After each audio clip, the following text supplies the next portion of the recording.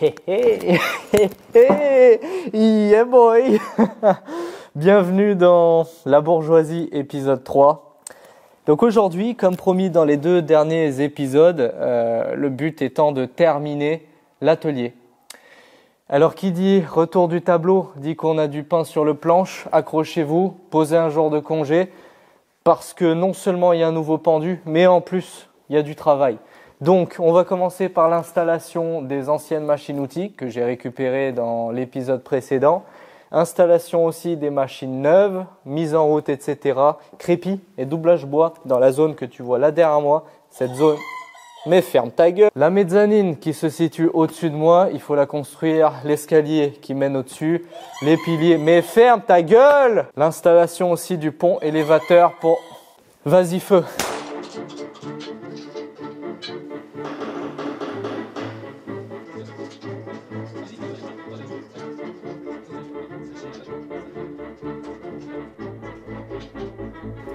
Le tour est à sa place définitive. On a laissé un peu de place derrière s'il y a besoin de swapper le moteur, faire de la maintenance et des trucs comme ça, genre toucher les lecs. Et puis ensuite, on va lui mettre des petits pieds en caoutchouc. Donc j'ai chopé ces trucs-là pas très chers sur internet et on va les mettre en dessous. Des pieds anti-vibratoires. Là, il y a un grand débat sur est-ce qu'il faut en mettre, est-ce qu'il faut pas en mettre. Cassez pas les couilles, j'en mets. Kick me daddy. Oh, t'as allumé là. Oh. Oh. Oh. Oh. T'as vu la lumière qui baisse à chaque fois que t'allumes ou pas? Oui. Par contre c'est dans le mauvais sens. Ah bon? Pour moi, là il devrait tourner vers nous. Oh, il faut, ouais, c'est bon. Donc il y a l'inverseur, c'est bon? Ouais, il y a l'inverseur. Bon, voilà. Il y a l'inverseur, mais ils ont branché la pompe de lubrification sur l'inverseur. C'est complètement con. Bah, c'est-à-dire que ouais, du coup, quand tu vas dans un sens, ta pompe elle pompe, et quand tu vas dans l'autre sens, la pompe elle aspire. Elle... Donc du coup, ça marche beaucoup moins bien. Donc il faudra qu'on mette un contacteur pour ça, mais sinon il marche. Ouais. Nice. Ça, c'est vrai.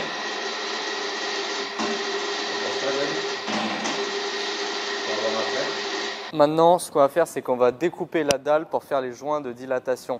Alors dans la dernière vidéo, c'est vrai que j'ai oublié de le préciser à l'oral, mais je l'avais précisé dans la description. Évidemment, personne ne lit les descriptions, donc j'ai eu plein de messages qui m'ont dit « Ouais, t'as oublié les joints de dilatation ». Alors non, je ne les ai pas oubliés, simplement qu'on n'a pas pu les faire lors du coulage, parce que c'était trop chiant à mettre en place et bref, la journée était déjà assez mauvaise comme ça. Je vais faire mes joints de dilatation en découpant la dalle une fois qu'elle est sèche. Alors c'est pas idéal parce que ta dalle elle peut fissurer avant qu'elle soit sèche, donc c'est un peu stupide. Heureusement, j'ai eu de la chance, ça n'a pas fissuré. Parce qu'apparemment, si tu découpes ta dalle alors qu'elle n'est pas sèche à cœur, tu vas fracasser le disque en diamant. Husky.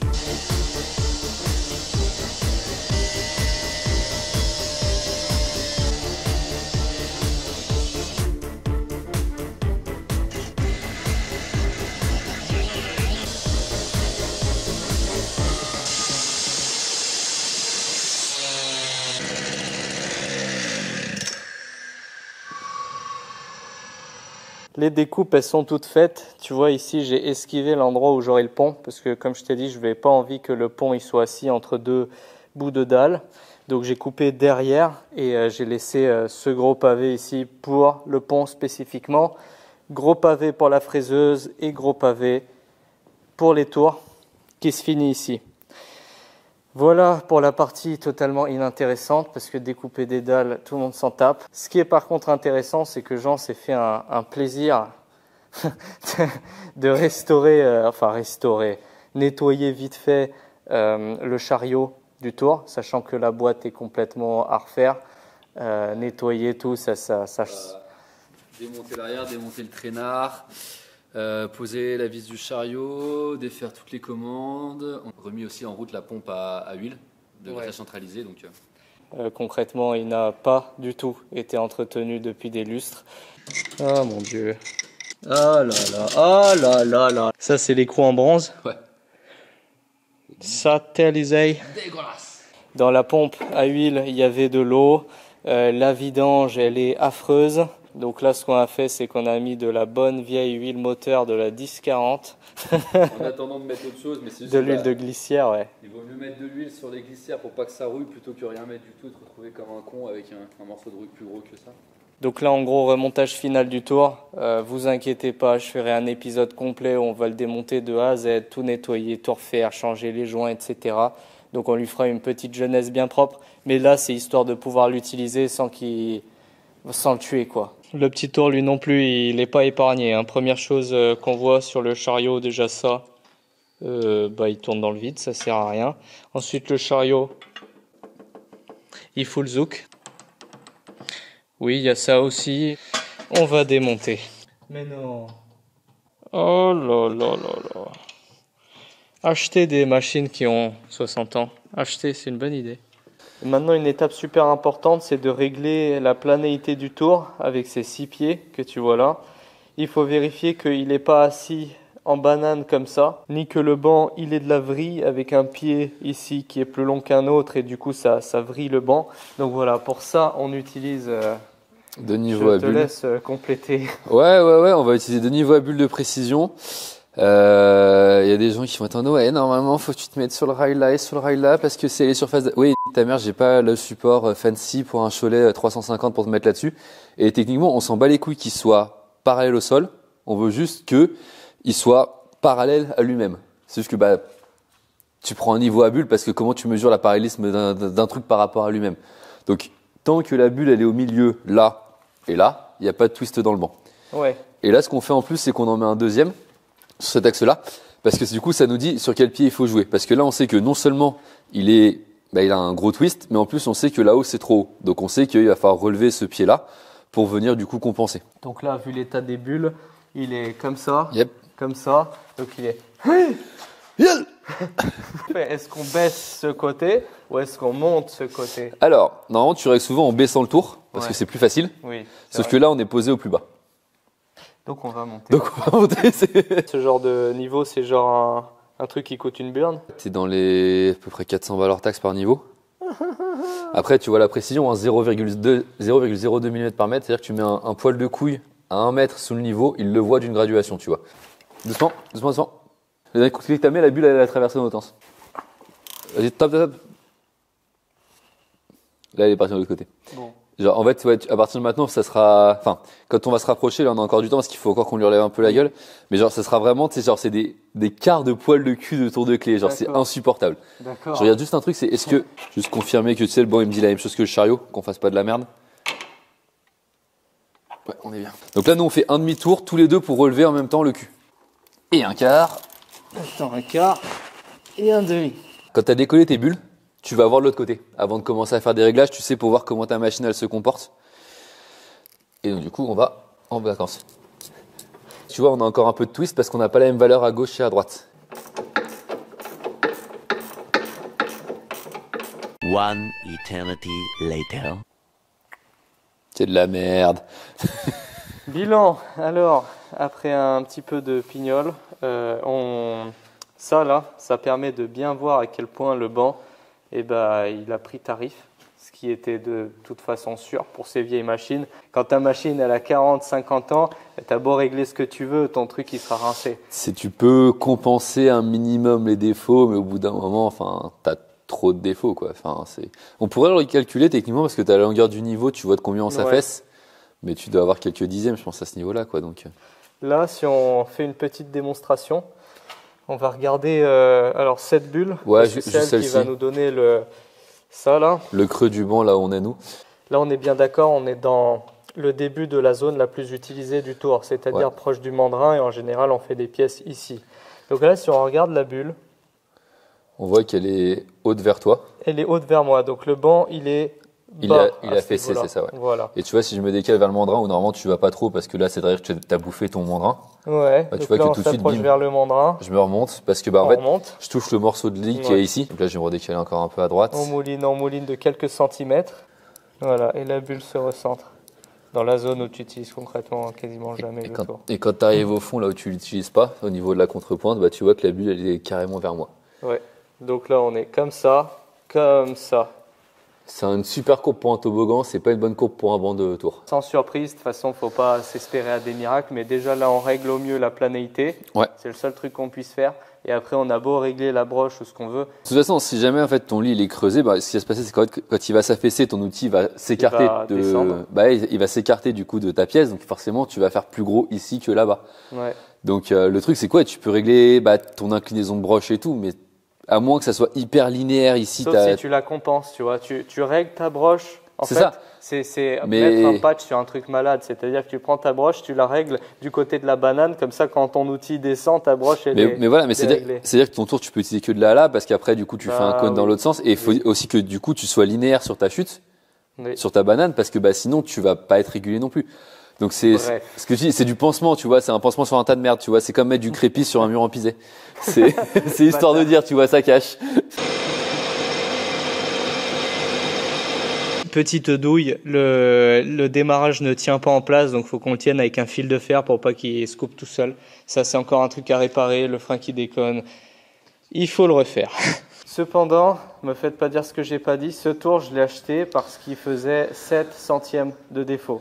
Mine de rien, après une petite mesure au comparateur, ça fait une déviation de 2 centièmes sur 20 cm à peu près.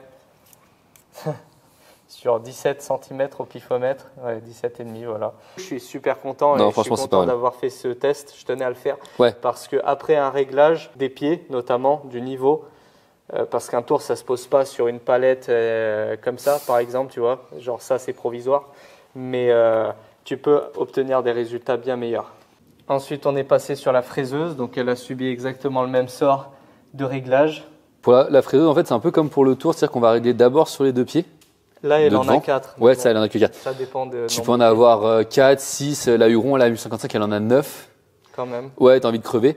Et en fait, l'idée, c'est quand t'en as 9, en fait, tu fais 3, puis machin, puis t'élargis. Là, en gros, juste, on a fait les deux pieds de devant, puis après, on s'est mis derrière, les deux pieds derrière. On a vu que les tours, ils ont plein de trucs à refaire, mais elle aussi, notamment ce levier de vitesse qui est bloqué. Donc, il est bloqué, quoi. Donc, tu ne peux pas choisir tes rapports. Tant qu'on y est sur ces vieilles machines, je voulais faire un petit aparté parce que je sais que vous êtes nombreux à en chercher pour équiper votre atelier. Et la raison pour laquelle, avec le pot-aux-gens tout à l'heure, on avait l'air médisant, ouais, le banc il fait des montagnes russes, la boîte elle est coincée, il y a du jeu fonctionnel, etc.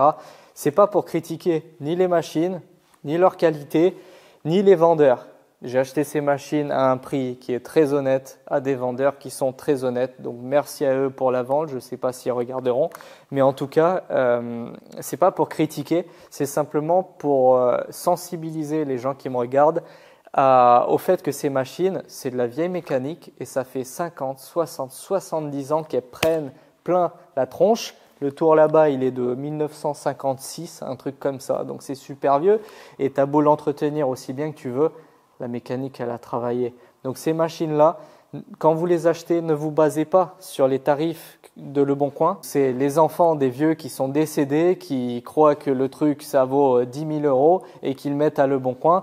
Malheureusement, ces machines-là, elles vont pas se vendre et ils vont finir par payer des gens pour les débarrasser et pour envoyer ces machines-là au Pakistan, en Afrique ou dans les pays de l'Est. Parce que la plupart, c'est là-bas qu'elles finissent malheureusement, pour un prix dérisoire. Parce que ces machines, il faut être conscient du fait que pour les remettre d'aplomb, il va falloir y passer du temps. Moi, j'ai acheté en connaissance de cause, donc il n'y a pas de souci à ce niveau-là. Je vais me faire un plaisir de les refaire. Mais il faudra mettre des centaines, voire des milliers d'euros pour changer les joints spi qui pissent de partout, pour changer parfois les roulements, refaire les boîtes, etc., les glissières, les lardons. Rien que le remplissage d'huile, ça va coûter énormément d'argent. Les huiles de glissière, de machin. Voilà, il faut juste être conscient du risque. Et sur ce, pour un petit peu plus de dopamine, on va déballer du matériel neuf.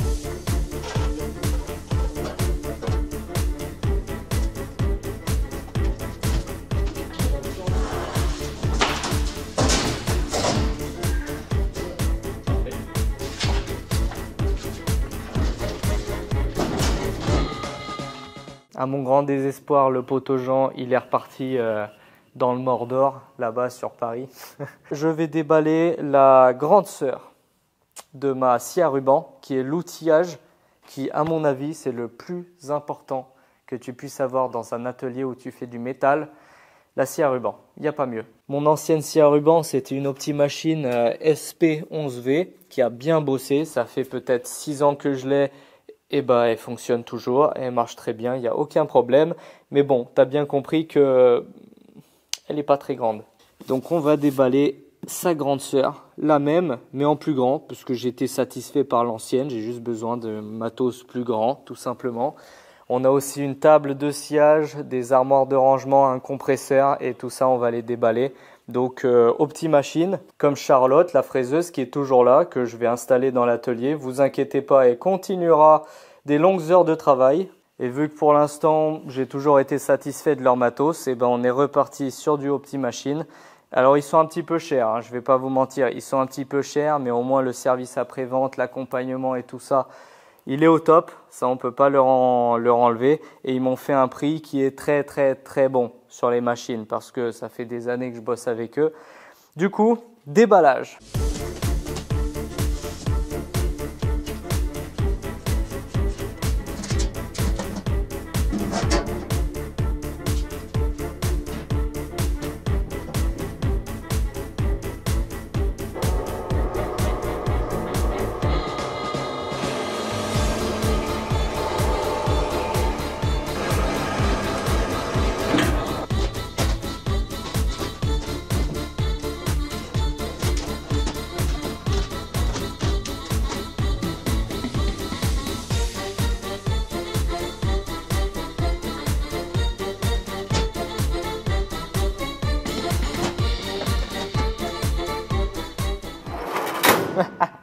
Je pensais pas arriver un jour dans la vie à un stade où je m'extasierais devant du mobilier d'atelier. Mais c'est un truc de fou parce que pour la première fois de ma vie, je pourrais être quelqu'un d'organisé. J'avais besoin d'une servante d'atelier pour mettre mon matériel d'usinage, les forêts, les tarots, les outils coupants, etc., les filières. Et j'ai été choqué quand j'ai reçu ce truc parce que déjà, j'ai pas pu le bouger tellement il était lourd. Et ensuite, regarde-moi la rigidité de ces tiroirs. C'est balèze de fou et j'ai l'impression de retourner 40 ans en arrière, à l'époque où les usines elles faisaient des choses sans lésiner sur l'épaisseur de tôle et la qualité des produits. Ça va paraître bête ce que je vais dire là, mais les images valent mieux que des mots. Tu vois, les portes quand elles se ferment, clic, clic, la porte est coulisse parce qu'il y a des petits patins en téflon là pour qu'elle couine pas, pour qu'elle slide bien et qu'il n'y ait pas de jeu dedans. Et pareil, elle se ferme de façon parfaitement parallèle. Il n'y a pas une porte qui est plus affaissée que l'autre, le truc il est un peu de travers. À l'intérieur, le plus important, c'est les étagères. Ça me fait plaisir de voir que je m'assois sur les armoires. Je peux faire des dips dessus si j'ai envie. Il n'y a rien qui bouge. Le truc, il est là. Il est solide sur les appuis. Et il n'y a rien de plus chiant que quand tu regardes des étagères. Chaque jour, tu vois l'étagère qui s'affaisse de plus en plus. Genre le truc, il plie sous le poids de ce que tu as mis dessus. Et c'est ridicule. Et là, on a du matos qui sera durable dans le temps, quoi. Si je retrouve la clé, petite fermeture à clé comme ça. Si jamais tu es un professionnel et que tu n'as pas envie que tes employés volent tes Loctite et qu'ils les envoient chez Ultimate Making, et tu as une sécurité anti-ratonnage, tu vois. Ah, ça, c'est beau, ça. Et juste à côté, j'ai mon magnifique mur de la bourgeoisie avec tous les nectars de type nectar moteur, nectar de boîte, Mocool, nectar de frein, etc. Tout ça, on verra ça plus tard, mais en tout cas, ça rend super joli ici. Et on passe au déballage de mon nouveau compresseur. Je croyais que c'était juste le moteur. Je croyais que c'était juste le cul du moteur. J'étais en train de le dévisser pour le redresser. Et là, je constate quoi? Tout est baisé. Tout est complètement tordu. Les pattes sont tordues. Et le truc, il s'est arraché. Je sais pas si tu arrives à voir le tuyau là. Ici, là, le filetage est arraché. Donc là, il est sectionné. Ça, là, tout est mort. Con et naïf. Un colis comme ça, faut le déballer devant le livreur. Le livreur là, il s'est barré, il a dit ouais, j'ai pas le temps et tout ça. Et puis le colis en apparence, il avait l'air en bon état, donc je me suis dit c'est bon, ça craint rien.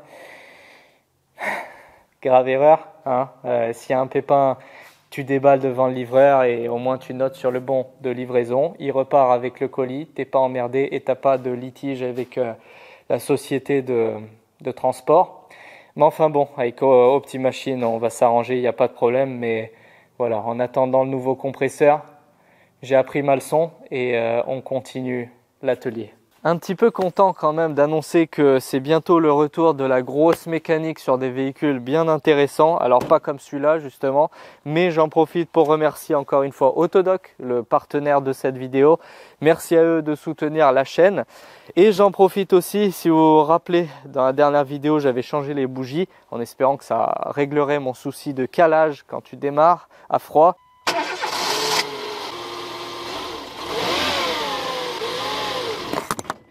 Et vous étiez nombreux à me dire que c'est les bobines qui sont apparemment un problème connu là-dessus. Allons donc faire du shopping de bobines. Alors, Autodoc, si vous connaissez pas, à mon avis, c'est la plus grosse boutique en ligne de pièces automobiles pour les particuliers. Donc les prix sont vachement plus bas qu'ailleurs et surtout, ils ont énormément de stock et énormément de pièces pour tous les modèles de véhicules. Donc on rentre soit la plaque d'IMAT, soit le modèle. Donc Citroën C2, 1,1 litre, moteur très nul, 60 chevaux. Et ensuite je cherche des bobines. Donc dans moteur, on descend. Bobine d'allumage et ensuite tu vois tous les choix qui s'offrent à toi. Tu as de l'entrée de gamme aux alentours des 40 € par exemple. Et puis tu as des très bonnes marques comme par exemple du Hella, du Delphi ou encore du NGK. Moi je vais prendre du Hella, j'ai confiance en cette marque, c'est une très bonne marque en général. Ajoutez au panier et je check bien avant d'acheter, avant de payer. Tu lis la description, tu compares les voltages, les compatibilités, c'est bien marqué TU1JP, etc. Donc là c'est bon. Mais en plus tu peux ajouter le code promo Ultimate Making, comme ça, bim. Et là tu as 5% sur tout le site. Nickel, achetez tout de suite, bang. Aujourd'hui on va faire du crépi sur tout ce qu'il y a derrière moi. Sauf la sableuse évidemment. Elle est trop lourde, j'arrivais pas à la bouger. Mais tous les murs qui sont derrière moi, ils sont à moitié cimentés.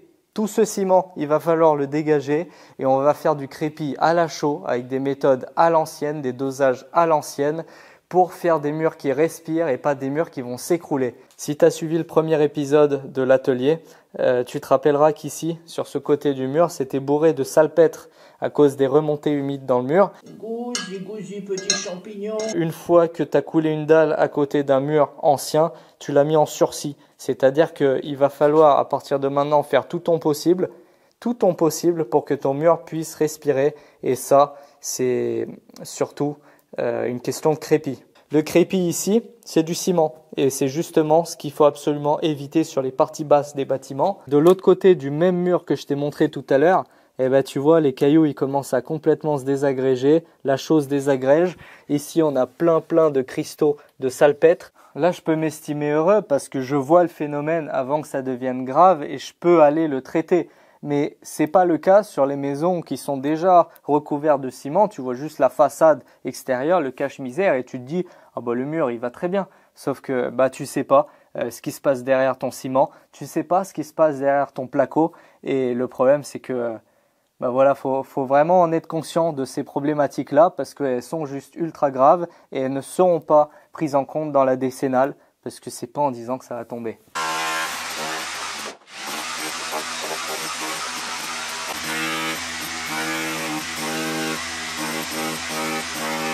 Voilà le résultat, donc j'ai tout pété ce qui était bon à péter, c'est-à-dire toutes les parties cimentées c'est pété, là où ça se décrochait c'est pété. Et j'ai fait le tour ici jusqu'en haut, sur les côtés. L'étape d'après, ça va pas être de balancer la chaux direct, ça va être de bien nettoyer. Bim, bim, tout ce qui a envie de se décrocher, il faut que ça se décroche. Voilà, regarde. C'est pas là-dedans que le crépi va accrocher, hein, c'est mort. Idée de merde! Et enfin, la dernière étape avant de pouvoir passer le crépi, c'est de bien arroser les murs. En anglais, on appelle ça arousing the walls. Je dirais qu'il faut le faire à plusieurs reprises. Donc j'ai fait ça hier, 2 fois, et aujourd'hui, je le refais.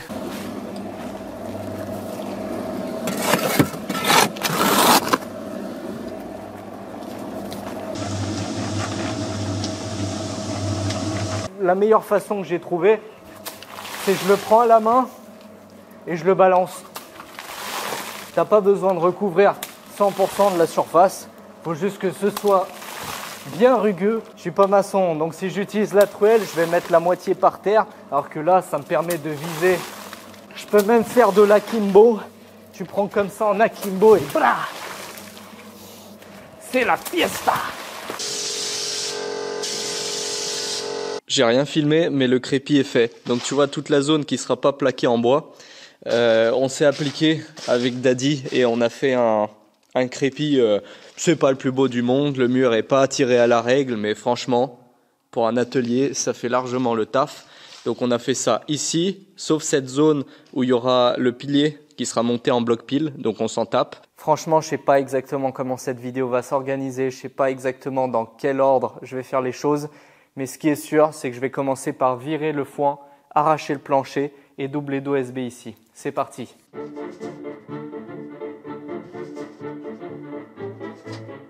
Tiens, d'ailleurs, je voulais vous montrer, la vue d'ici est très sympathique. On a une belle vue sur la Fista qui est en train de croupir là-bas. Et surtout, ça donne une grosse envie de faire une mezzanine là, tu vois. On voit tout l'atelier par au-dessus, c'est magnifique. Enfin, ça sera un jour magnifique. Et une fois que j'aurai vidé toute cette paille de merde, refait le plancher, je vais peut-être me mettre un garde-corps ou un délire, faut que je fasse un escalier. Et puis ici, je ferai un petit coin canapé.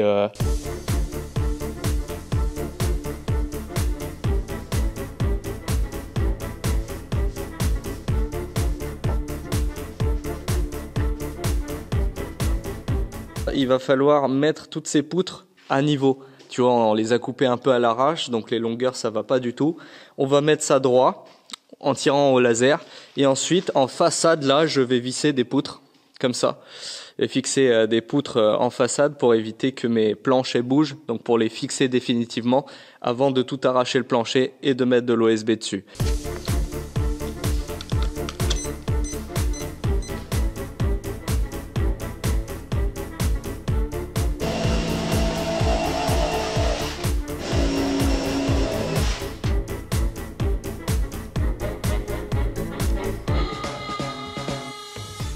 Pour le bois, je voulais faire comme tout le monde, avoir du bois propre, faire un truc super clean et tout. Je suis allé en magasin pour en acheter et c'était 50 balles la poutre.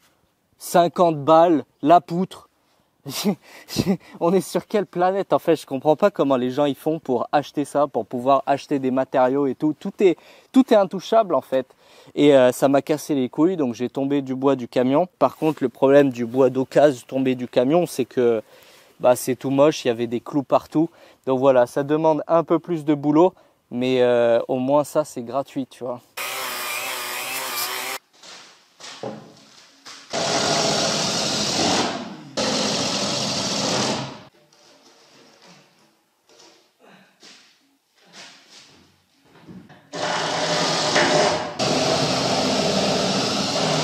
Forcément, pour visser de la grosse poutre, il me fallait de la grosse vis. Donc comme ça, longueur 160. Je suis allé chez Leroy Merlin et j'ai cherché des boîtes de vis. C'était genre 60 € la boîte de 25 vis. J'allais rentrer chez moi et devenir alcoolique avant de me rendre compte que l'alcool c'était trop cher aussi. Donc heureusement qu'il y a Bricovis. Alors Bricovis c'est mon site de visserie. Maintenant j'achète tout là-bas. Ça là c'est genre 2 ou 3 fois moins cher qu'en magasin. Et avec le code SEXYVIS, vous avez moins 10%. Donc si vous cherchez des visseries, métal, bois, des vis de culasse, de ce que tu veux, lien en description. Vous avez compris que j'avance sur le plancher, mais vous remarquerez que je filme pas grand chose parce que pour être totalement honnête, je prends aucun plaisir à faire ce que je suis en train de faire. Ça me fait juste ultra chier et je charbonne parce qu'il le faut, tu vois, j'ai envie d'avoir mon atelier, mais ça me casse les couilles.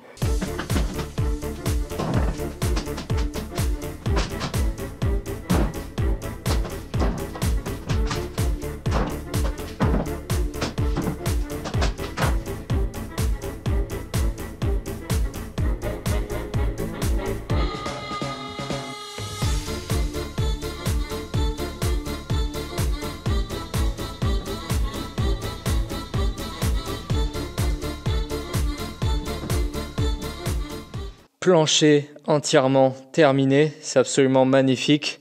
il va falloir qu'on attaque les murs, comme j'ai dit tout à l'heure. Et pour ça, il faut qu'on nettoie tout cet horrible chantier. Je crois que tu as autre chose à foutre que me regarder tout ranger. Donc je te propose un petit magie du montage. Clap!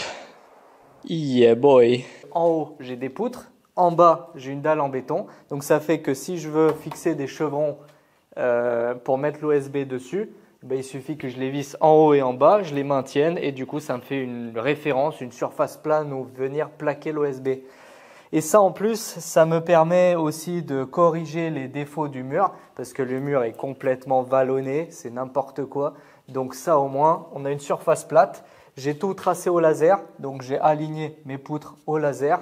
Comme ça, bim, c'est parfaitement vertical, horizontal, vertical. Et par la même occasion, ça me permet aussi d'éloigner mon OSB du mur pour avoir une lame d'air. Donc il y a des trous, il y a des fentes, c'est pas grave, tant mieux. Ça permet au mur de respirer, il y a l'air qui circule et c'est absolument parfait. Comme ça, j'étouffe pas mon piset. J'ai un mur sur lequel je pourrais me fixer des trucs dessus. Donc c'est tout bénef et ce coin-là, ça sera un coin propre. Bon, vous aurez sûrement compris que je vous ai épargné le plus chiant, c'est-à-dire les heures où je me pignole à aligner au laser, les chevrons, mes chevrons, les rectifier pour qu'ils soient droits, les visser en haut, en bas, mettre des chevilles à béton, machin, mes couilles. Pareil, les chevrons, il y en a qui sont pas assez longs, donc j'ai fait des raccords parce qu'en fait, aucun d'entre eux ne fait la même taille, c'est que du bois de récupération, c'est que du bois tombé du camion parce que le bois c'est intouchable. Ça, je l'ai récupéré à un mec qui vendait sur Le Bon Coin des bois de colis. Donc en gros, il était transporteur de machines-outils ou un délire comme ça. Et à chaque fois qu'il avait des énormes colis, il récupérait tout le bois et il l'a tout revendu pas cher. Donc j'ai acheté un lot 160 balles avec plein de bois. Petite astuce pour fixer en bas dans la dalle en béton, j'ai chopé des équerres de chez Action. Alors, 2 € le paquet de 5, c'est ultra rentable. Action, la plupart des trucs qu'ils vendent, c'est de la merde, mais il y a quand même des trucs qui sont vraiment rentables et relativement quali. Tu vois, la tôle est plutôt épaisse. Je me suis mis un repère en bas pour où fixer le pied pour que ce soit aligné.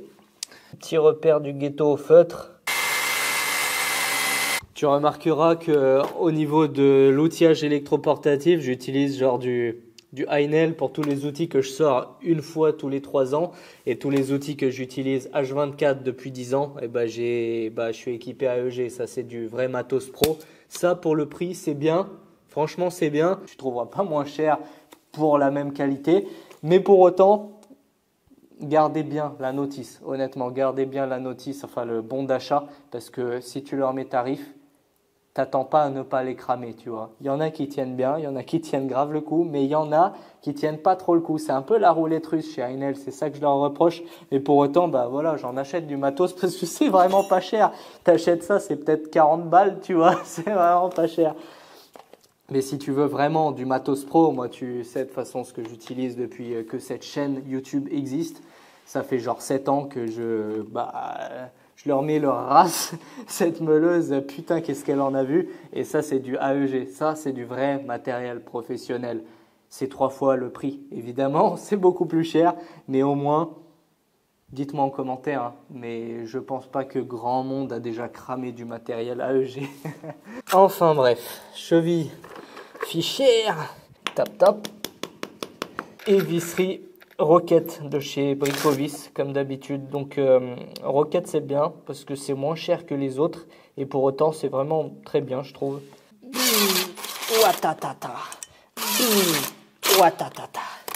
Voilà le résumé de ma journée. Tu vois à quel point à part blabla et raconter ma vie c'est pas du tout intéressant. Donc je vous propose de faire ça hors caméra. On met l'OSB en mode dubstep et merci, au revoir.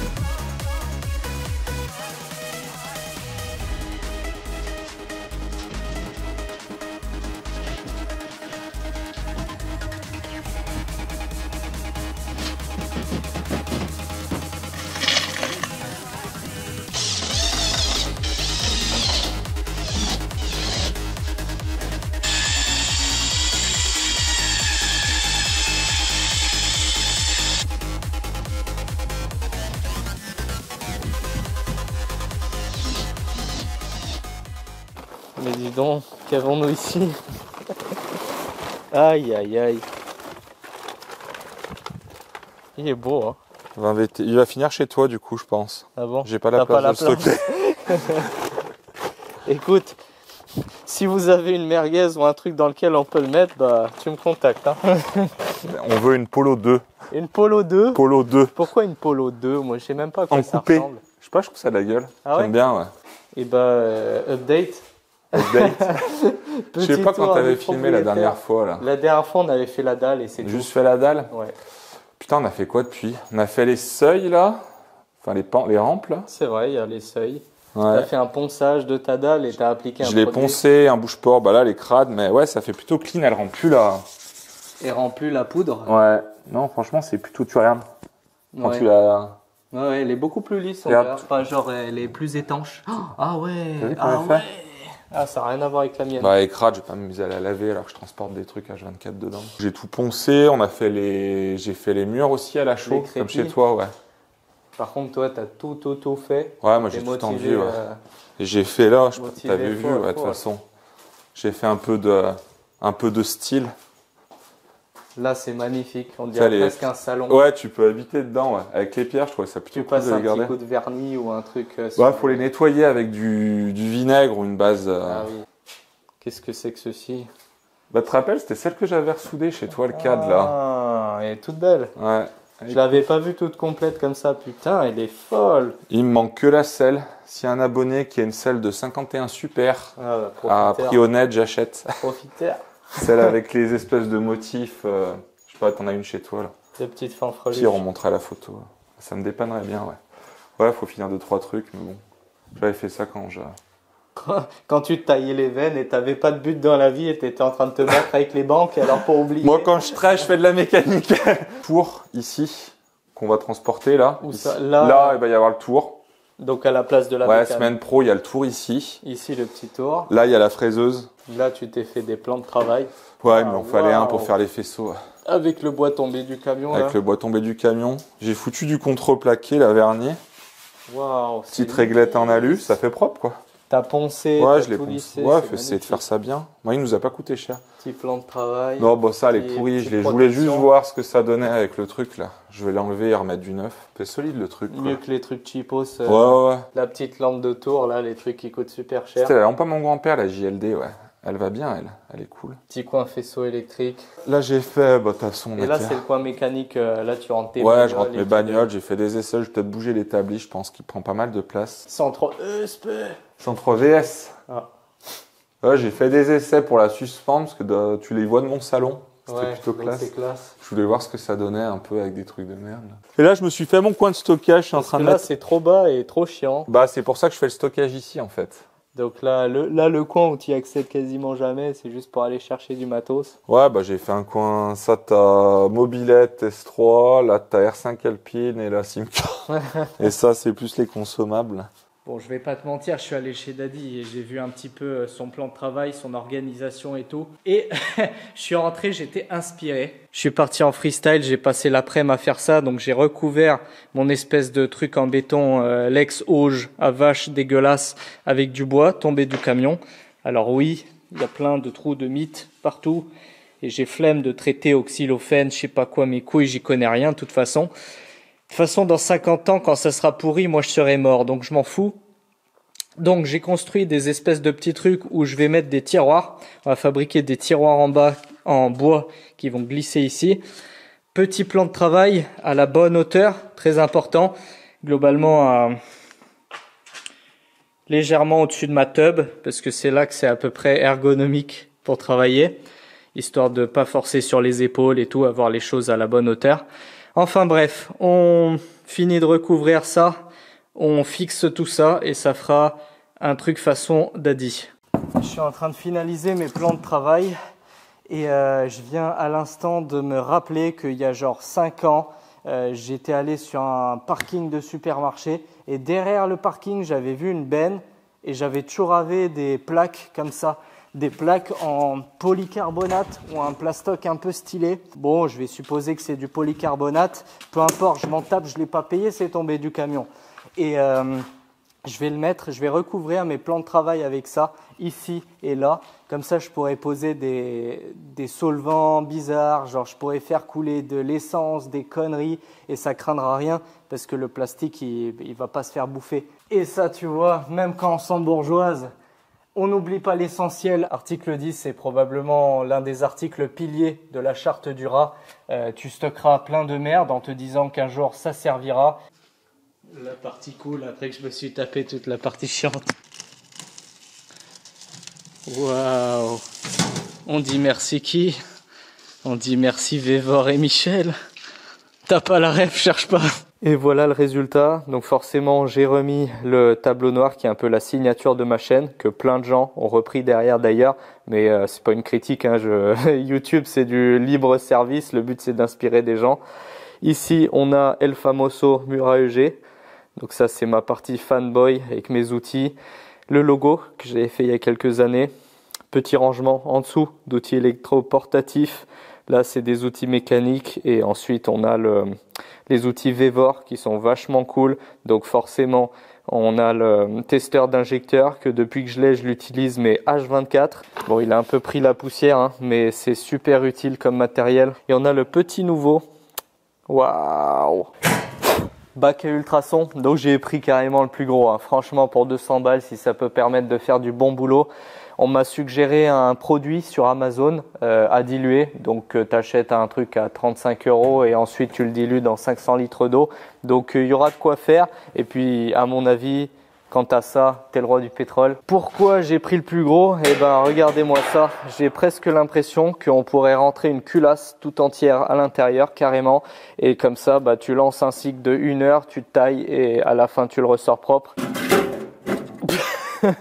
Parfait. Si je démonte ces tôles latérales là, ça rentre nickel. Dans les prochaines vidéos, quand on fera des restaurations, j'y mettrai mes pièces mécaniques dedans et on verra. Normalement ça nettoie bien, j'ai eu que des bons retours. Et d'ailleurs, si ça vous intéresse, c'est du Vévor. Ça vient de chez Vévor. Donc, j'ai un code promo pour Vévor. Tu as un moins 5% avec le code que je te mets là et en description. Enfin bref.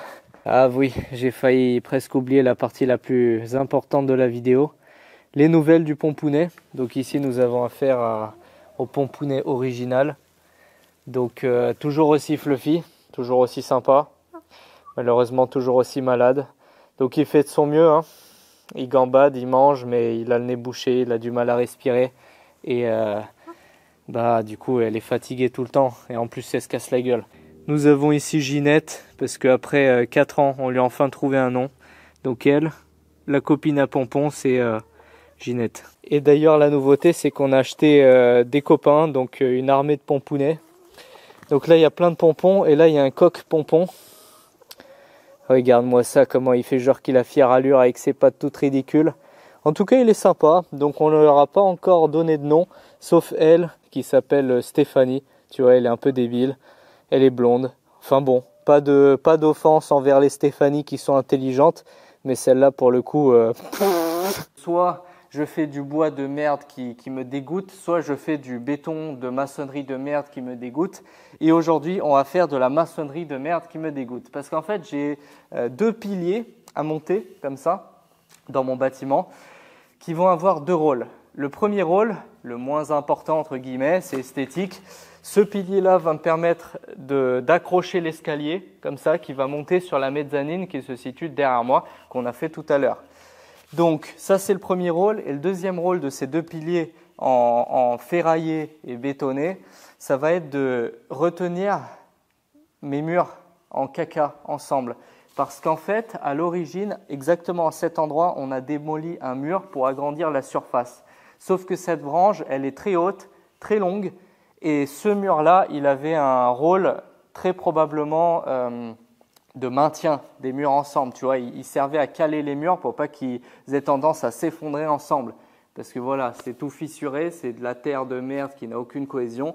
Donc le problème, c'est que il faut faire une sorte d'équerrage, tu vois, un équerrage pour bien maintenir mes murs. Si jamais le grand méchant loup, il arrive, et moi, pauvre petit cochon, le grand méchant loup, il souffle un peu fort, il pisse sur mon mur, bah mon mur il s'écroule. Et si je monte ces 2 piliers là, et bah le grand méchant loup, il pourra pas effondrer l'atelier du gros cochon. pour ça, j'ai acheté des blocs piles qui dorment au fond du jardin à côté de la Ford Fiesta et de la ferraille. Donc on va monter la ferraille, on va empiler les blocs piles et on va les charger, les remplir au béton en les branlant bien comme il faut pour que le béton descende.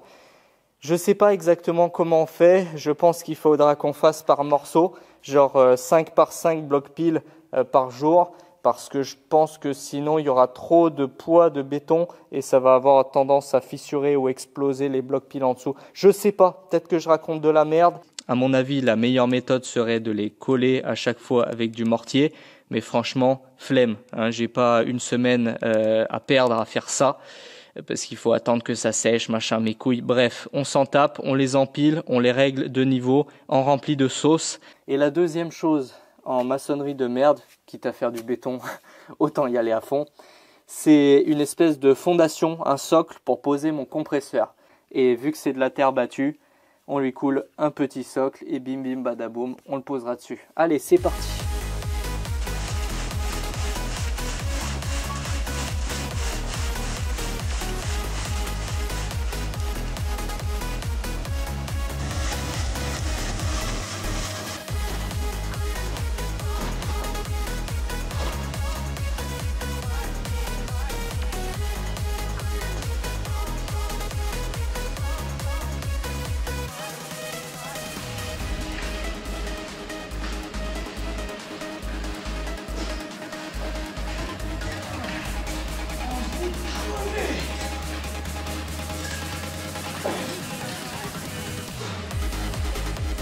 Je sais pas combien ça pèse un bloc pile, mais là j'en ai pris des gros, bien épais, bien solides, bien balèzes. Et le problème c'est que quand tu es en haut, là, à 3 mètres de haut, je peux pas les lâcher parce que sinon ils slide, ils s'explosent en bas. Donc en fait, il faut que je les mette en haut comme ça et que je les accompagne doucement jusqu'en bas. Et faut faire ça pour 15 blocs jusqu'à 3 mètres de haut x 2. J'adore ma vie. Oh putain de merde!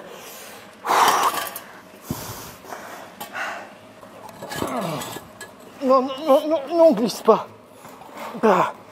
Ah, pute de vie.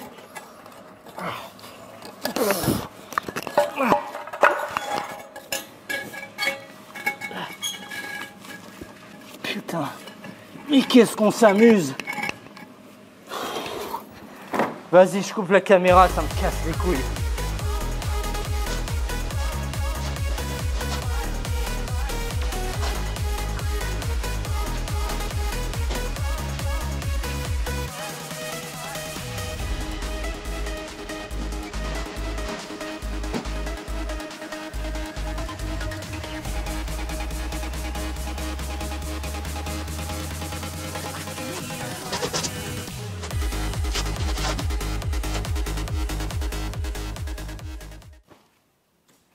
Focus!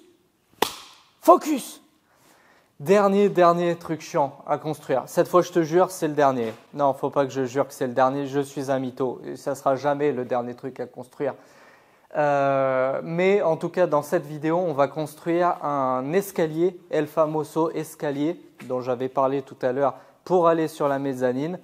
Donc sur la mezzanine, je vais mettre un coin un peu propre, par exemple pour faire de l'élec, je sais pas, des faisceaux électriques, des petites soudures, des trucs un peu clean.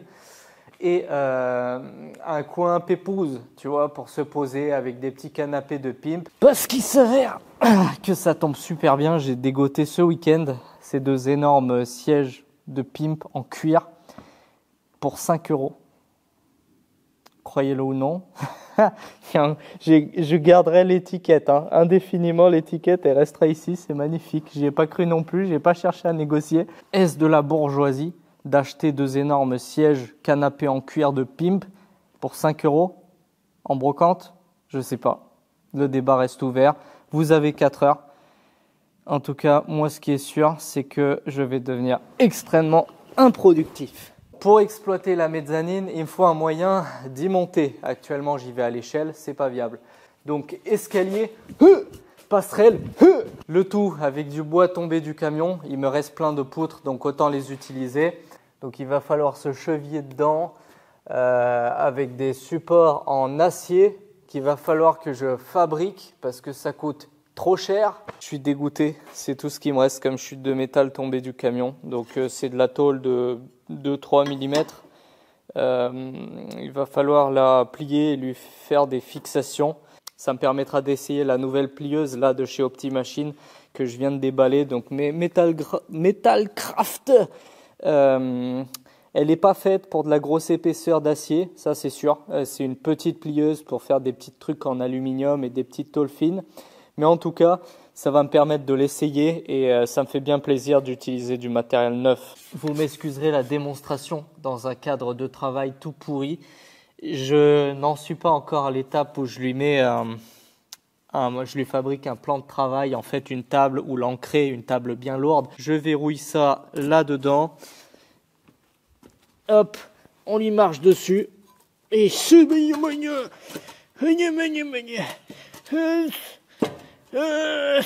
bah écoute, ça fait le taf. J'ai trop plié, donc maintenant il faut que je déplie. Petite tôle. Pouah. Quand je m'ennuierai dans ma vie, c'est-à-dire sûrement jamais, je lui mettrai un petit rapporteur, tu sais, un petit angle ici pour avoir une indication de l'angle que je suis en train de lui donner, parce qu'actuellement il n'y a pas vraiment de repère et j'ai encore trop plié.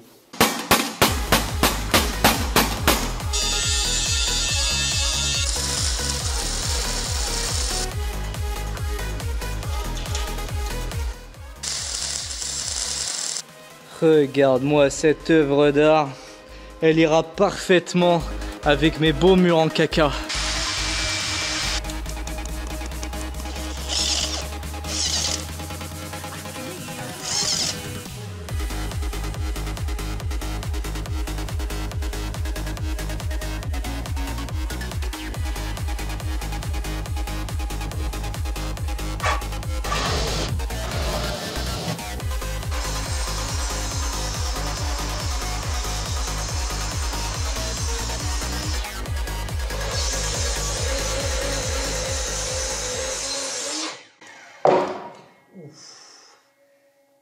Elle a pris pour ses ancêtres. Ce bois-là tombé du camion, c'est pas du sapin de merde, c'est du bois dur, mais genre dur. Waouh. Hier soir, j'ai fini d'installer les piliers. J'ai cru que j'allais crever à peu près 4 fois avec une poutre qui me tombe sur la gueule. Ces poutres, c'est vraiment du bois dur, ça pèse vraiment super lourd. Mais enfin bref, c'est fait et je suis pas mort et je suis content. Donc voilà, j'ai fait les 2 rampes. Tu constateras que j'ai essayé de faire le malin, j'ai sorti la règle, j'ai essayé de mesurer pour faire un truc clean. Comme d'habitude, j'ai chié dans le froc et je me suis retrouvé avec le coin de la porte qui mord sur l'escalier. Mais bon, en vrai, moi, ça me gêne pas trop. Je suis assez petit pour passer en dessous. Après, si Daddy viendra, il va se fracasser le crâne sûrement. Mais bon, ça, c'est pas mon problème. Maintenant, il reste à déterminer le nombre de marches sur mon escalier. Alors là, c'est une question importante parce que si ton pas est trop petit, eh ben, tu te cognes. Tu sais, t'as envie de mettre un pas plus grand et tu te cognes dans la marche et tu te fais mal, c'est chiant, tu te casses la gueule et tu meurs. Et si ton pas est trop grand, bah, t'as l'air con parce que t'es là en train d'enjamber comme ça des pas énormes. Donc, il faut trouver un juste milieu pour que le pas soit confortable et naturel. Pour ça, j'ai mesuré la taille totale, j'ai 348. Donc la distance entre le bas et le haut de ma poutre, j'ai 348. Et donc là, j'essaye de faire un multiple à peu près rond et j'ai déterminé que 12 marches, ce serait pas mal. Donc ça me donne 29 cm entre chaque marche, ce qui donnerait quelque chose d'à peu près comme ça. Petit repère, technique du guettal. Pourquoi la bulle, elle s'est splittée? Non.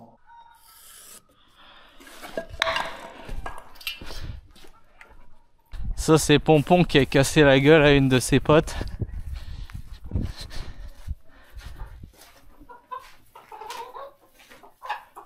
Mais qu'est-ce qu'il fait, le Pompounet? Mais qu'est-ce qu'il fait, le Pompounet, hein? Pompounet, tu bagarres tes copines? Vilain Pompon, hein? C'est la daronne.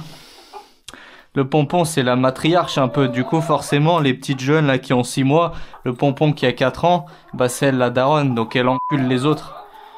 Oh, mon petit pompon, mais qu'est-ce qu'il dit? Il est tout malade encore le pompon, hein. Toujours avec son vieux rhume dégueulasse. Donc il me faut 12 marches à fabriquer, relativement solides. Il faut que ce soit vraiment costaud et assez épais. Parce que mine de rien, dès que l'atelier est fini, j'avais promis à tous mes potes de faire un gros barbecue. Et certains de mes copains, après 3 McDo, t'inquiète que quand ils vont monter là-dessus, ils vont casser mon escalier. Donc faut que ce soit solide. Mais pour autant, j'ai mis tellement de sous dans tout le matériel de l'atelier que maintenant, tout ce qui reste, c'est du matos de récup. Donc tout le bois d'ici, tout est du matos de récup. C'est pour ça que c'est sale, c'est dégueulasse. Donc j'avais ces planches là qui sont en bois dur. J'ai ça, du bois de colis. Il y a un colis que j'ai commandé qui était calé avec des tasseaux comme ça. Ça c'est tout mon bois tombé du camion.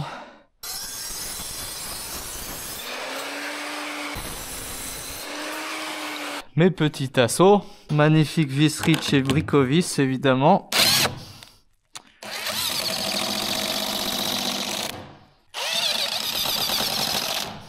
Ouais, pas mal. Peut mieux faire, mais pas mal. Coucou le petit Piou. Mais qu'est-ce qu'il dit le gros Piou? C'est quoi ce gros pompon là? J'ai un petit Piou là qui m'a rendu visite, on dirait une poulette de faisan. C'est beaucoup trop amical. Bon, il n'y a rien qui va sur cette planète. Il y a mon espèce de Piou tropical qui est en train de sociabiliser avec mes pompons. Bon, apparemment il n'y a pas de bagarre. Ça, c'est de la sciure de bois, c'est dégueulasse, pas touche. Me voilà en compagnie de Madame Poulet Tropicale. Je sais toujours pas ce que c'est, perdric. Non, ça c'est une vis, pas manger. Elle est en train d'examiner mon escalier et elle dit que mon escalier est magnifique. 2 jours de travail bien investis. Waouh, regardez-moi ça, comment qu'elle approuve. mais oui, Poulet Tropicale, qu'est-ce que tu veux? Ça, c'est trop mignon, ce machin. Tu viens faire gousi? Tu viens faire gousi? Bon, viens faire gousi. 1, 2, 1, 2. 10 tests. Test. 10 tests avec plus de conviction. Test. Aujourd'hui est un grand jour. Aujourd'hui, on va essayer d'installer le pont élévateur. Tu vois ici, merci, gros big up à l'agriculteur le plus chaud du 42, mon voisin, qui est venu avec son espèce de gros phénoïque d'agriculteur là pour tout soulever. Donc on a mis les colonnes, on a mis la base, l'autre colonne qui est derrière moi. On a mis en place la fraiseuse, Madame Charlotte, qui est là-bas, à sa place définitive pour les 70 prochaines années. Et le compresseur aussi, qu'on a mis sur sa petite dalle. Alors je dis on, en fait c'est lui qui a tout fait. Il est 40 millions de fois plus costaud que moi. Mais, point positif, je confirme que ma dalle est à l'épreuve des balles. Elle est rentrée avec son truc de, je sais pas, ça doit faire 10-15 tonnes. Ici, sur ma dalle, absolument aucun problème. Nous sommes en présence d'un abonné qui a taffé dans quoi, une société. Ouais. Je montais des ponts, je démontais des ponts, je faisais des machines à pneus équilibreuses, réseau d'air. D'accord, ouais, de l'équipement de garage en gros. Ouais, globalement c'est ça. Donc, bon, certes, t'étais en alternance, mais... J'étais l'apprenti, tu sais, j'étais celui qui ramassait tout le temps dès qu'il y avait une connerie, tu vois. C'était pas moi, ça gueulait sur moi. Mais dans tous les cas, il aura beaucoup plus de compétences que moi j'en aurai, parce que moi, je fais face à ce pont élévateur et j'y connais absolument rien. Je sais que c'est des ponts à vis, donc c'est pas des ponts hydrauliques. L'avantage de ces ponts-là, c'est que c'est beaucoup plus fiable. Tu me diras si je me trompe. Bah, en soi, c'est plus fiable dans le temps. Après, t'as des emmerdes aussi. T'as ton écrou et ta vis qui s'usent. C'est les deux principales usures qu'il y a, en fait. Sinon, t'as rien d'autre qui s'use à part ça. Ici, en fait, on a une vis et des bagues en bronze. Et ces bagues, à force de monter et descendre, en fait, elles s'usent. Donc, en fait, ces ponts-là, dans le temps, celui-là, il a déjà 20 ans. En fait, concrètement, il a 20 ans. Je crois qu'il en a 30, lui. Attends, parce que t'as une plaque. 30 ans! Mais je crois que t'as une plaque dessus. Combien? Combien? Donc ça, c'est ultra fiable. Il est de 1991, le pépère. Il a même 34 ans. Et là, il a nous deux réunis, le frérot. Oh, bordel! Bref, il est super vieux et toujours debout. Les ponts hydrauliques qu'on peut acheter actuellement neufs, genre chez Weber, Twin Bush, etc. Bah, s'ils tiennent 34 ans, gros, je te jure, tu peux faire des prières tous les jours. Hein. Ouais, non, ils tiendront pas autant. Les durites gros. hydrauliques, dans 10 ans, elles seront mortes. Les pompes. Vérins, gros, même les vérins, ils vont se mettre à fuir. Ouais, je pense. Gros, c'est sûr. Donc c'est moins fiable. Au moins, tu as des garanties, c'est du neuf. Mais bon, je me dis 650 balles. De toute façon, j'avais plus d'oseille. Donc j'ai pris ça. Problème réglé. Voilà. Il y a un système que je trouvais curieux. Tu vois cette petite durite qui va sur la vis, non, sur l'écrou en bronze. Quand ça descend, en fait, ça vient pomper ici l'huile, parce que là, ça fait un grand bac qu'on peut mettre de l'huile. D'accord. Ensuite, une fois que ça pompe, ça vient dans ce petit tuyau, ça remonte là, ça vient Et se foutre ça- ici, ça et ça gicle. ça gicle, Ça cum. ça cum dans le machin, quoi. Et après, ça huile tout le machin, et comme ça, Donc c'est ta une bonne vis et chose ton parce- écrou dure plus longtemps. Bah ouais, t'as moins d'usure du coup. Bah d'une, t'as moins d'usure, puis en plus de ça, ça force moins, donc ton pont, enfin, Ouais, s'il n'est pas huilé, forcément, il monte moins bien, et vu qu'il est huilé, il montera mieux. il y en a beaucoup des ponts. T'en as vu beaucoup avec ce système? C'est quasiment que les vieux, les nouveaux, gros, ils en ont rien à foutre, ils se pissent dessus, gros. Ils y mettent pas, ils savent que le client, il va allonger, t'inquiète pas. Ouais, donc c'est pas mal au final. Il y a une espèce de petit piston. Quand ça descend, ça squirte là-dedans. Et t'as une idée de l'usure de ces vis? Là, tu disais, il y avait un repère avec un En une gros, les espèce de repères, trait. c'est les 2 traits en métal, là, normalement. Des trucs qui focusent pas, ouais. Voilà, tant qu'il y a un écart entre les deux, c'est bon. Quand les deux sont l'un en face de l'autre, c'est le moment où il faut s'inquiéter. D'accord. Après, il y en a un de sécurité.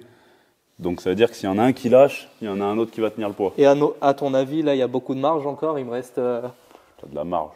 T'inquiète pas, ça va tenir. J'espère qu'il marche. Parce que concrètement, le vendeur, il m'a dit qu'il l'a acheté à un mec qui lui a dit t'inquiète, t'inquiète. Donc t'inquiète, normalement il est censé marcher. Et faut qu'on fasse les trous, les perçages, qu'on mette le socle de façon définitive à un endroit et qu'ensuite on fasse un SOS agriculteur pour mettre les colonnes dessus, je pense. Soit un SOS agriculteur, soit un SOS médecin, gros, parce que j'aurais le dos comme ça, En vous voyez. compote. Une scoliose comme as, gros. Il est tordu là.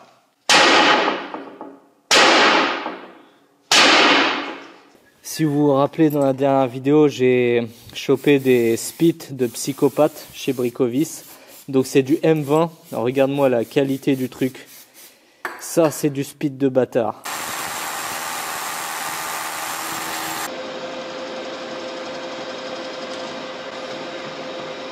Le plot twist, c'est que la douille, là, elle passe pas dans le trou pour la serrer.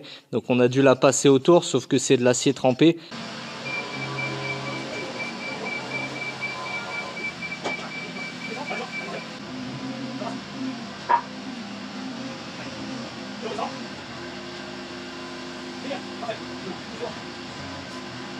SOS agriculteur.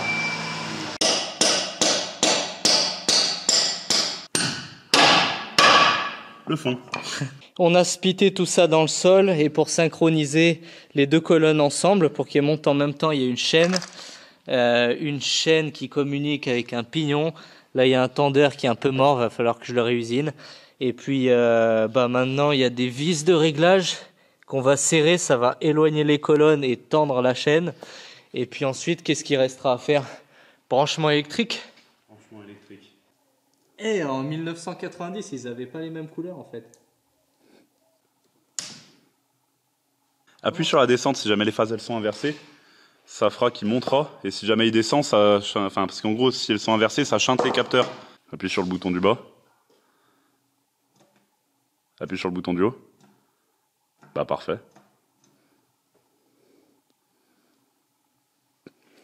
Bah, super. Maintenant, va falloir trouver le coupable. Attends, c'est lequel pour monter?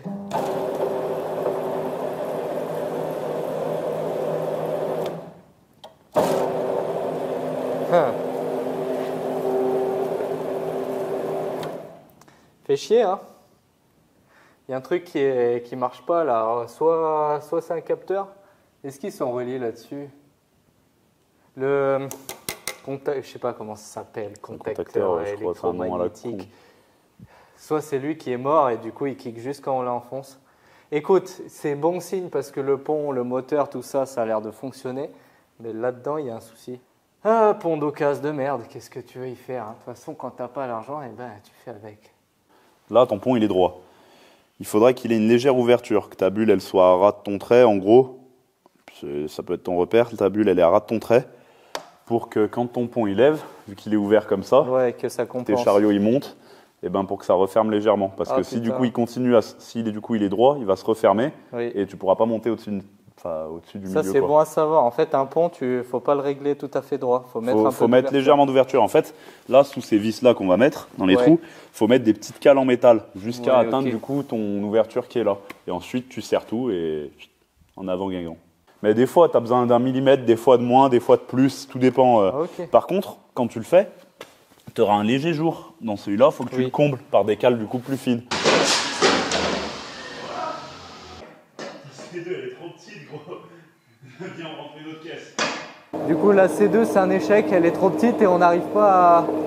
Genre, en fait, c'est tellement.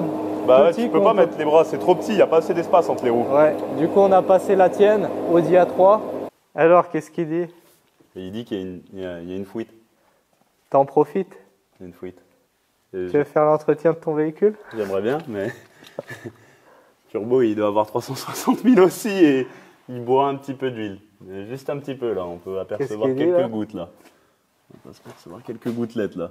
Oh, shit. Ah oui, c'est un peu humide, ouais. Ça se prépare bien, ça. Même. Auto d'antillais, mon frère. Fume noir, l'auto, Go TDI, Go Turbo, Go injecteur. Appropriation culturelle. Alors des ennuis là encore. Non, comment il zouk? Bah ouais, c'est normal. Mais un pont, ça zouk quand tu fais bouger le machin, c'est normal. Les ponts, tu t'amuses à y secouer, ça zouk. Hein. D'accord. Bon. Ce côté, la noix, elle n'est pas usée. Mais de l'autre côté, par contre, on est proche du témoin. Mais ça, je t'ai dit, en fait, si tu te gares De l'autre plus d'un côté là. ou de l'autre, tu uses plus un côté que l'autre, du coup. Ouais, là, on est vachement plus sur le repère. Tant pis. Disons que la journée a été validée. Merci, monsieur l'installateur. Je sais pas si je suis installateur, je sais pas ce qu'on a branlé, on a pris Non, mais quand 15 même, heures. t'as donné des conseils et tout. Ah oui, oui, je dis pas, mais maintenant, on a pris 15 heures pour 4 vis, gros. Viens, on se pose sur la mezzanine. On va en haut, là. Et on regarde là à 3 Et on se met en mode pimp et on regarde. Mais tu sais quoi, tu sais que ça me tente, en vrai. Elle est belle quand même. Hein. T'en penses quoi de mes sièges à 5 €? Je sais pas, je trouve que c'est pas cher. Moi, les miens, je les ai payés 100 € à l'intérieur. Passage de roues, ils sont un peu dégueulasses. Après, c'est normal, tu me Mec, diras, ta caisse, elle est rincée. C'est un peu une putain de merguez et tu te pignoles sur la propreté. mais- Ouais, Tu as payé combien ta caisse? 400 000? 400. 400? 400 €? 400 tout court. 400. J'ai mis 100 € de siège, on est à 5. D'accord. J'ai mis 300 € de jantes et de pneus. Ah, quand même, genre, t'as mis le prix de la voiture en jante. Bah, c'était des jantes en 17. Ça, c'est mieux. C'est un grand mot, quoi. Le syndrome du tuner, on appelle Un ça. petit peu, ouais. Pas mal. C'est quoi MCN en plus, c'est. Italia. T'as les, Mouah. La le pizza, parrain. margarita, mozzarella. Grosse caisse d'entier, mon frère.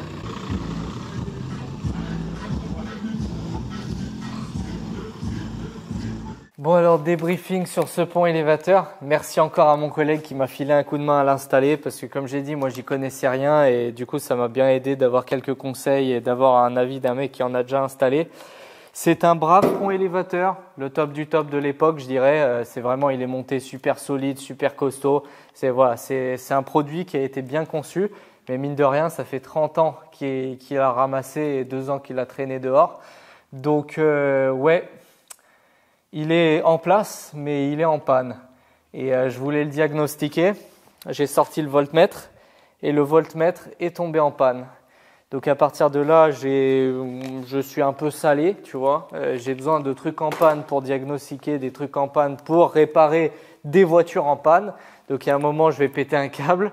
Je vous propose de passer sur le compresseur qui lui est neuf, pas en panne. Alors déjà, je l'ai installé sur sa petite dalle. Tu vois, au sol, je vais lui mettre des silent blocks. Donc je les ai commandés, j'ai pas encore reçu. Donc pour l'instant, il va juste être assis comme ça.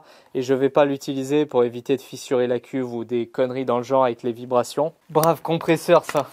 Il est arrivé à un seul morceau ce coup-ci, donc c'est pas mal. Et j'ai pas fait l'erreur 2 fois. Hein. J'ai déballé direct devant le livreur. Même s'il veut se sauver, tu le gardes et tu déballes. Comme j'ai dit, aux petits machines, ils sont super réglo. J'ai pas eu d'embrouille. J'ai pas eu besoin de batailler avec Schenker, la société de livraison. si tu as déjà eu des accidents comme ça, tu sais comment ça se passe. Un coup sur deux, tu dois appeler la société de livraison qui a un numéro surtaxé. Donc déjà, tu poireautes pendant 30 minutes devant un jingle pourri. Donc tu te fais carotter 30 balles. Et ensuite, ils font tout pour te dire que c'est ta faute et se dédouaner. Là, au moins, j'ai appelé Optimachine. Je leur ai dit que il y a un problème. Et ils m'ont dit, Destress, on a des assurances pour ça. Donc ils m'ont envoyé une nouvelle. Ils ont envoyé le livreur chercher l'ancienne. Et voilà, c'était réglé. Ils s'en sont occupés. Et moi, j'ai juste reçu un nouveau compresseur. Donc c'est un compresseur qui vaut des ronds. C'est pour ça que ça me faisait chier quand le premier arrivait pété. Parce que c'est un compresseur à plus de 2000 €. Et je me suis dit, tu sais quoi, tu es en train de te professionnaliser, tu es en train de monter l'atelier de ta vie. Toute ta vie, tu as bossé dans des conditions de merde, avec du matériel de merde. Et s'il y a un moment où tu dois investir, pour les années à venir, c'est maintenant. Donc là, ce compresseur, c'est un compresseur made in Italy. Il est monté super solide. Toute la cuve est super épaisse, elle est neuve. Parce que surtout, le problème des compresseurs d'occasion sur le Bon Coin, déjà, les mecs, ils les vendent super cher. Et ensuite, tu as des cuves qui ont peut-être 10, 20 ans. Tu ne sais pas l'état de rouille à l'intérieur. Et tu ne sais pas si la cuve, elle va pas te péter à la gueule. Parce que normalement, ces cuves-là, il faut qu'elles soient éprouvées genre tous les ans. Vous savez, il y a des tests exprès et tout ça. Et là, au moins, j'ai une cuve qui est neuve. Et là, je suis sûr que pour les 10 prochaines années, s'il y a un entretien qui est bien, il n'y a pas de problème. Cuve 270 litres et il y a genre 500 litres minute en termes de débit. Ce n'est pas le plus gros compresseur du monde. Mais quand il va souffler, il va quand même souffler fort. Parce que de toute façon, il n'y a pas vraiment le choix. J'ai besoin de la sableuse pour faire des restaurations mécaniques, pour sabler des pièces. J'en ai marre d'aller michetonner à gauche à droite tous les copains. Ouais, est-ce que je peux emprunter ta sableuse? Non, mais c'est bon. J'en ai une chez moi, je l'utilise et c'est réglé. J'avance 4 fois plus vite. Cette sableuse, il n'y a pas le choix. Tu es obligé d'avoir beaucoup de débit d'air. Si tu as un compresseur qui est asthmatique, tu vas le tuer en fait. Et la sableuse, tu sableras rien du tout. D'où l'importance d'un gros compresseur. Et cette sableuse, pareil, c'est un modèle que je voulais. Je ne l'ai pas utilisé, je ne vais pas le présenter en détail, mais il y a des fonctionnalités comme par exemple la pédale au sol qui est électrique et pas pneumatique. Donc tu n'as pas un tuyau d'air là que tu écrases et du coup la commande est beaucoup plus agréable et plus molle. Mano intégré, il y a quand même des petits avantages et bon, c'est pas cheap. Brave matériel. Aïe aïe aïe, elles n'ont pas perdu leurs vieilles habitudes, hein. Elles ont déjà chié sur ma dalle. Ainsi, cette vidéo touche à sa fin. J'espère qu'elle vous aura plu. J'espère qu'elle vous aura appris des choses. Et merci d'avoir pris 1h30 à la regarder. L'atelier n'est pas 100% terminé, dans le sens où il n'y a pas encore les rangements, il n'y a pas encore mon matériel et ça fait vide. C'est normal, mes cartons ils sont encore là derrière et il n'y a rien qui est encore organisé et rangé. Mais ça, c'est pas filmable, donc je le ferai en hors caméra. Ce qui est important de retenir, c'est que la fin de l'atelier signifie le retour des projets automobiles. Mais ma chaîne n'est pas une concession automobile, c'est-à-dire que oui, je vais faire des vidéos sur mes daily, sur par exemple mon van qu'il faut absolument que je répare. Je l'ai payé super cher, 5 500 €. J'ai pris le modèle le plus fiable que j'ai trouvé, le meilleur état possible. Tous les signaux étaient au vert et le jour même où je le rapatrie chez moi, il me fait un voyant rouge. Et tu sais pas quand il démarre plus en fait. L'autre fois, on était à station-service avec le poteau Jean et le camion il démarre plus, on s'est chié dessus. Donc je veux pas revivre ce moment et il faut absolument que je m'en occupe. La Syrah, évidemment qu'il faut qu'on termine. Et ça va être cool. J'ai le pont élévateur. Je vais la torcher, je vais la déglinguer, ça va me faire plaisir, je vais me sentir bien. On va lui faire le faisceau. On va la remettre en route, on va la passer au banc, Mosquito 2026, inscription c'est acté direct et on va aller runner avec les copains. Ça c'est acté. Projet secret que j'annoncerai par la suite, ça va être cool. Mais surtout, ce qui est important de retenir, c'est ne soyez pas surpris s'il y a des vidéos random qui apparaissent sur la chaîne, des trucs qui n'ont aucun sens.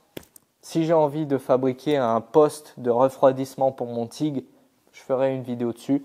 Si j'ai envie de tuner des tracteurs tondeuses, les swapper, je le ferai. Si j'ai envie de fabriquer un bac de zingage avec du matériel de récupération, eh ben, je le ferai. C'est le retour des projets de l'époque où j'étais chez la daronne, logé, nourri, blanchi. Je me faisais 70 € de YouTube Money par mois et j'en avais rien à cirer parce que j'avais pas besoin d'argent. Et là, en l'occurrence, j'ai fait des projets YouTubables pour faire un crédit, pour acheter l'atelier de mes rêves. Donc maintenant, j'ai le crédit et il faut juste que je le rembourse comme tout le monde, tu vois, comme tout le monde. Je ressens en fait comme un soulagement et je me dis maintenant c'est le moment de déstresser et de se faire plaisir. Donc ça sera chose faite. Si vous avez besoin de matériel, n'oubliez pas les codes promo des marques partenaires. S'il y a des choses qui vous intéressent, c'est toujours ça de prix. Et sur ce, on se retrouve très bientôt pour de nouvelles vidéos. Ciao!